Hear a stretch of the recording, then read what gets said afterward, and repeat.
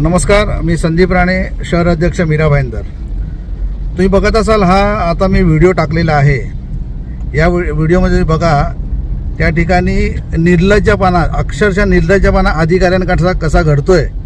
मग ते मुंबई महानगरपालिकेचे असेल, MMRDAचे असेल, PWD असेल, जे डिपार्टमेंटचे असतील.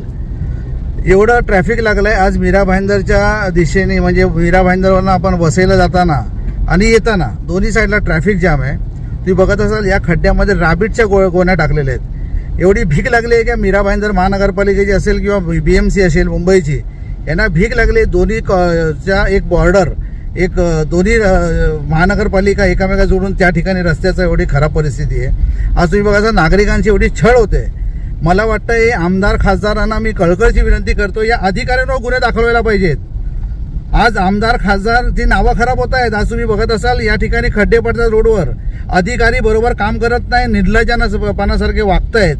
ह्याची संपूर्ण जबाबदारी अधिकाऱ्यांची आहे आणि नाव खराब होत आहे आमदार खासदारांचं, नगरसेवकांचं. तर मला या सर्व जनप्रतिनिधींना कळकळीची विनंती करायची आहे, ही अधिकाऱ्यांवर जरा थोबाड तोडण्याची आता वेळ आलेली आहे.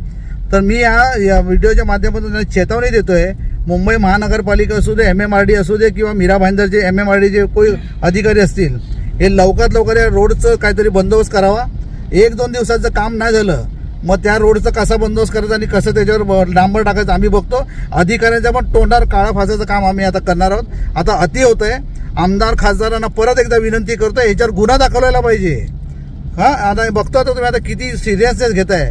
आज एवढा मोठा विषय असून सुद्धा आज ज्वलंत विषय, लोक टॅक्स भरत आहेत. तर या लोकांना अधिकाऱ्यांना समजत नाही की त्यांची ड्युटी काय.